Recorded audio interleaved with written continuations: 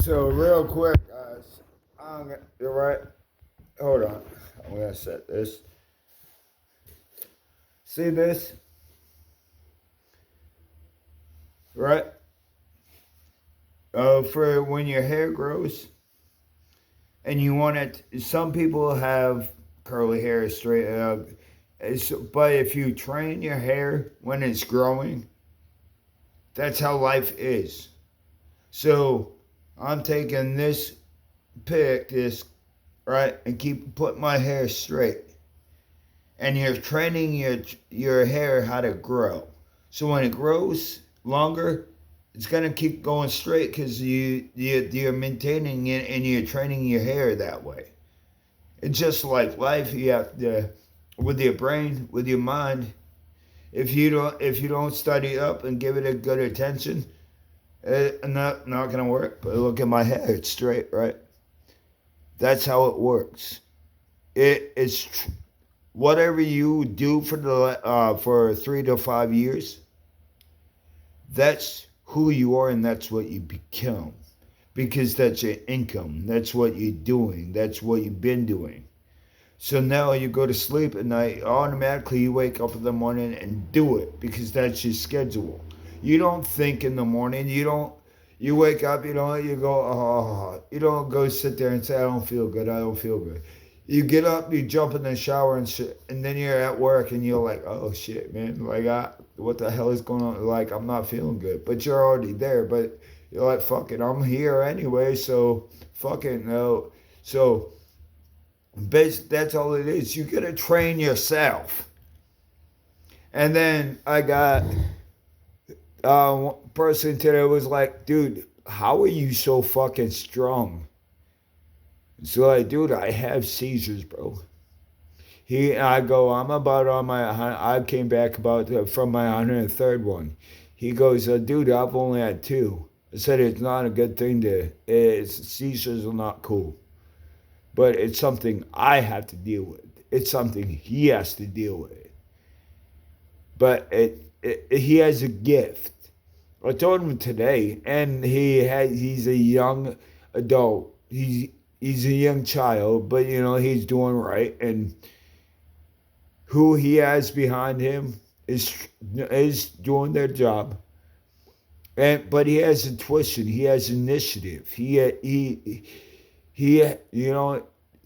what. So when you go to the doctors to get a checkup, they're gonna go, oh, you have bipolar. Oh, you have this. Oh, you have this. You have that. They treat you like there's something wrong with you. They try to withheld your gift that you have within you. So they say you have bipolar, blah, blah, blah, and give you drugs to maintain it. They don't want to tell you the truth and say, dude, like, you have a gift. Go chase it. Because when when you go to the hospital, they're not fully doing their job. They're not looking into what's going on. They're just automatically believing the story that you tell them, and then turning it around and give you a script. Ashley, so I'm doing housekeeping in 220. No, it wasn't 226 because 226 is the couple and the kid. So it was 224. I was cleaning the room, and yeah, the skirt on the bed was backwards. I'm like, what the fuck? Who the fuck does that? So I picked up the mattress and I turned the shit around and put it on the right way. When I turned it around, there was Ashley's little drug bag. So I took it and I brought it to Diane. I said, Diane, you want to get these people out of here and get them on the blacklist? We don't need these kind of people here. She's like, what do you mean? I said, here's a drug bag. She's like, what do you mean? I said, look at it, man. She looks in it, and yeah, you can see all the drugs in it. But Taylor wanted to not listen to Diane and bring him back in. So now are they flooded with drugs? Because Taylor, there was 3 times that I hear is Diana and everyone who says we blacklist them, we don't want them here. But then Taylor don't give a fuck and put them back in the room. And she still got her job. She should have been fired a long time ago because she don't do her job and she sure now don't listen to the fucking managing staff. She's not a manager. She's a coworker. She's an employee. So what makes her think that her shit is above the law and above everybody else? She don't own the motel. She works underneath someone. But where's that going at? Yeah, Taylor works at it, and then you have Diane. Diane probably has some stuff in her little office. She and then people wanted to say, oh, she was like, they messaged me, because I was like, oh yeah, where's my fucking money? See her, like, I can pay you to say please. Fuck you. I don't need to say please for fucking my money, bitch. But I already knew what was going on. You're gonna sit there and you just wanted something to talk about because you're so fucking nosy. You run your mouth so much. You don't know what to talk about. So you get nosy and then you create gossip. But the gossip is not even what is actually going on. It's just whatever is making you look better. But come on, man. Like, and there was another thing I was gonna talk about. Put this on pause though, so I don't use them. So yeah, Ashley had the drug bag, but she was staying with a black guy. But I don't know his name, and I confronted him. I said, look, you probably want to tell Ashley to shut the fuck up. April Humble is not my sister. My name is Ryan Everett Adams. Adams and Humble. Adams and Humble. And she was my sister once she had my name, with my last name. Dumb motherfuckers. But Gray, whatever the fuck it is, right? But like I said, she goes in the room. She didn't have no fixing, and she was jonesing. You could tell because her skin color was like a ghost. That's what happens when you're a drug junkie and you don't have anything. Your body turns pale until you get another fixing, and then your skin color goes back to normal. But she goes in that room and she hit her head purposely and split her head wide open. Purposely. Oh, and then it came in and I was keeping out, and she was like, oh, yeah, there's blood all over the room. I smashed my head. She smashed her head. She didn't fall and smash her head. She took her head and smashed it off something, and then went to the hospital and bitch cried like a little baby. And they gave her a script of oxys. And then you went and got your fixins. You're also a meth junkie, right? You're also a crackhead. So again, dumbass bitch, April Humble is not my sister. And I've told you to shut your fucking mouth, crackhead, but you don't want to listen. Idiots like you gave me the fucking world. Now who owns you? Because now I get power, money, and full control. I dictate of what goes in and what goes out of the United States. And you, good luck in your next episode of life. Stop being a crackhead, bitch. You're delusional, just like the rest of them. I don't do drugs. But you guys accuse me on drugs because you're jealous and envy that I have a lot of energy and I dance and stuff like that. And you don't see how, right? But I don't ever stop moving. But I had seizures. And this is probably my 103rd one that in my lifetime I battled and came back. You know, every time that I have a seizure, I lose everything. I lose my fucking mind. I go borderline mentally retarded. And then I have to fight and battle back to get my mind back. To get I gotta reprogram my mind and all that shit. I gotta retrain how to walk. I gotta crawl. I gotta walk. And had a seizure.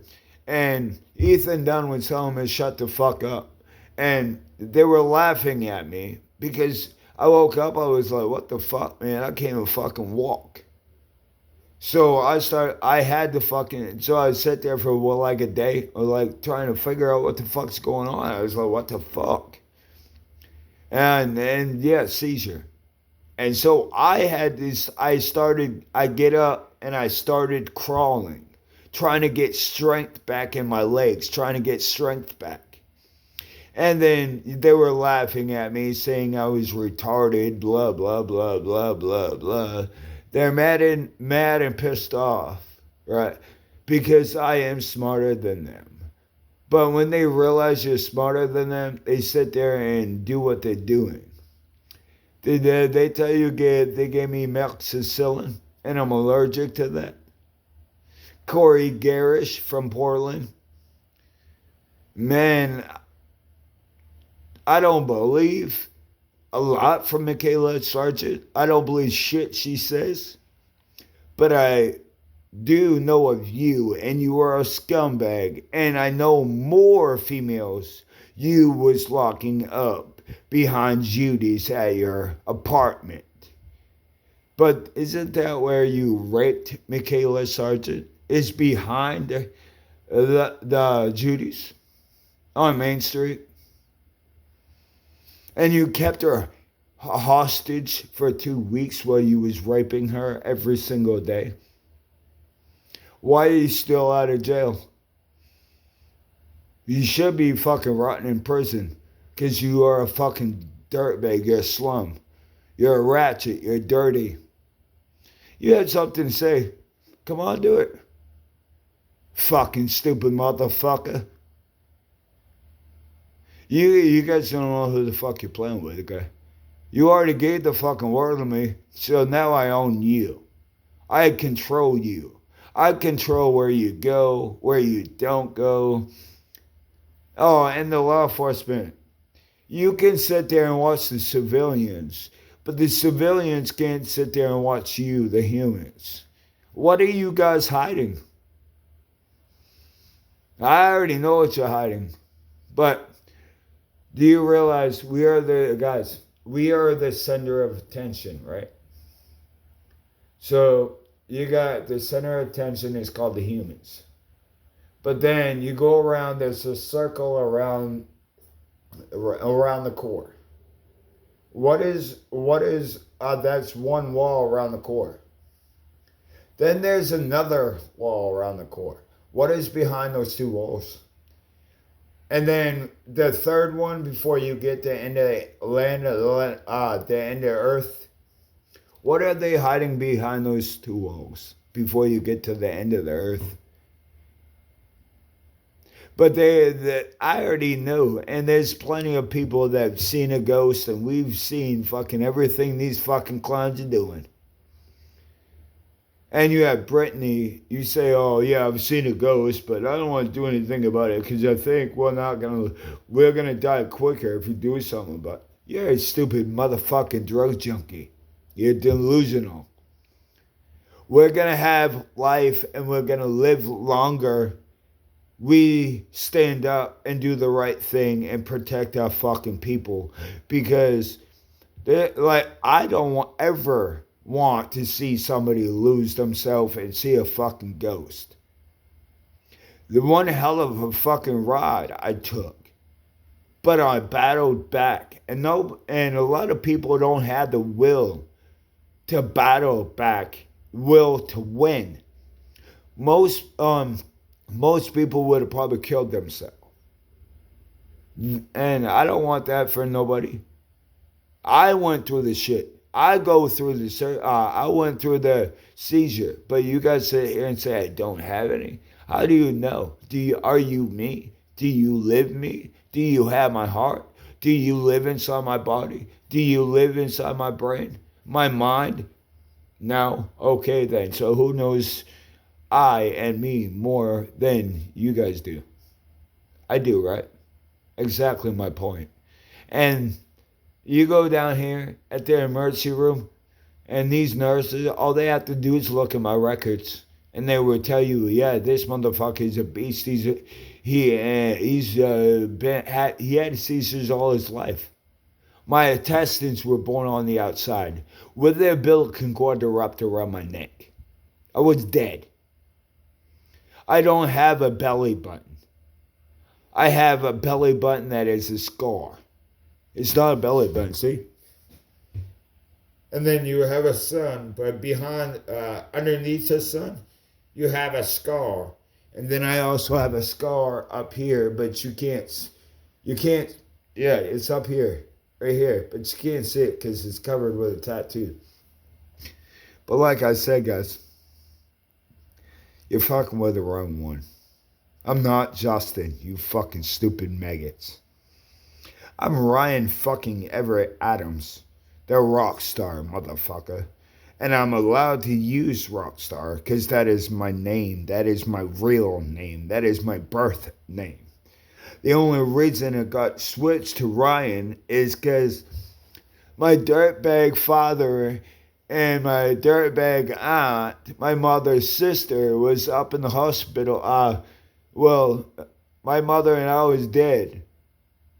They were up there upstairs fucking in the hotel room. Because all they were thinking about is pussy and dick. That's all they were thinking about. So then my father was he's a fucking slut, man. He's a dog. He's a dirtbag.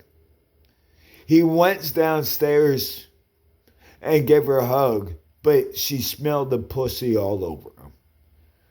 So my grandfather Ronnie Everett Adams named me Rockstar Everett Adams. But Randy fucked it up. So on the fly, my mother wanted R-E-A because Ronnie Everett Adams, Rockstar Everett Adams, and then you got Dirtbag Randy Everett Adams. But she wanted us to have the same initials. So that's why she changed it on the fly to Ryan's. It's still R-E-A.